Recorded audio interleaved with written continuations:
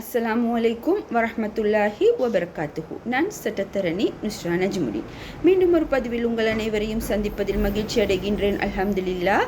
இன்றைக்கு நான் உங்களோட பேச போகிற விஷயம் என்னென்னு பார்த்தீங்கன்னு சொன்னால், நாளைக்கு அதாவது 6ஆம் திகதி மே மாதம் 2025 நடைபெற இருக்கின்ற உள்ளூராட்சி மன்ற தேர்தலுக்கான வாக்களிப்பு முறை சம்பந்தமாக இது என்னன்னு கேட்டால், இப்போ எங்களுக்கு கிட்ட 2 எலெக்ஷன் நடந்து முடிஞ்சிட்டு. முதலாவது ஜனாதிபதி தேர்தல், இரண்டாவது பொது தேர்தல். ஆனால் இது ரெண்டுக்கும் வித்தியாசமான முறையில் தான் இந்த உள்ளூராட்சி மன்ற தேர்தல்கள் நடைபெற இருக்கின்றது. அதாவது ஜனாதிபதி தேர்தலில் கட்சியின் சின்னம் இருக்கும், ஜனாதிபதி வேட்பாளரோட பெயர் இருக்கும், அதுக்கு நேராக நாங்கள் புள்ளடி இட வேண்டும்.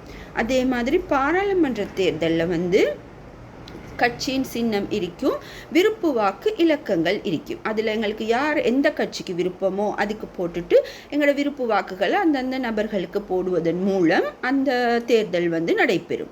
ஆனால் இது வட்டார தேர்தல் முறை. அதாவது எங்களோட வட்டாரத்தில், எங்களோட தொகுதியில், எங்களோட ஏரியாவில் யார் நல்லா வேலை செய்வாங்க, யார் கொடுத்தா சர்வீஸ் ஒழுங்காக நடக்கும் என்று நாங்கள் நினைக்கிறோமோ அவர் பிரதிநிதித்துவப்படுத்துகிற கட்சியோட சின்னத்துக்கு மட்டும்தான் நாங்கள் புள்ளடி இட வேண்டியது இருக்குது.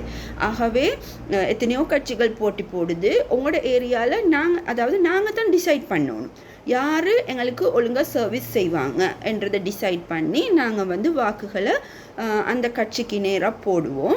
சில ஆட்கள் நாங்கள் போட மாட்டோம், நிராகரிப்போம் என்று இருக்கிறீங்க. ஆனால் அப்படி எடுக்க வேணும். என்னென்னு கேட்டால் இது எங்களோட அடிப்படை உரிமை. இந்த உரிமை இப்போ போனால் திரும்ப 5 வருஷமோ 6 வருஷமோ எடுக்கலாம் எங்களுக்கு கிடைக்கிறதுக்கு. அப்போ நாங்கள் கவலைப்பட வேண்டும். அநியாயம். 1 வாக்கு 2 வாக்குகளாலும் ஒரு கட்சி தோல்வி அடைகிற சந்தர்ப்பம் இருக்கும் இந்த எலெக்ஷனில். ஆகவே எல்லாரும் அவங்களோட வாக்குரிமையை பயன்படுத்துங்க. எந்த கட்சியோட வேட்பாளர் உங்களுக்கு நல்லமெடுப்படுதோ அந்த கட்சிக்கு உங்களோட வாக்குகளை போடுங்க. பாராளுமன்ற தேர்தல் மாதிரி இதுவும் தேசிய பட்டியலில் நியமிக்கிற உறுப்பினர்கள் இருக்குது. அதாவது பட்டியல் வேட்பாளர்கள் என்ற ஒரு கேட்டகரி இருக்குது. ஆகவே எங்களோட கட்சிக்கு ஒரு கட்சிக்கு நாங்கள் கூட வாக்கு போடுற நேரம் ஆகக்கூடிய வாக்கு எடுக்கிற கட்சிக்கு இந்த பட்டியல் வேட்பாளர்கள் பிரித்து வழங்கப்படும்.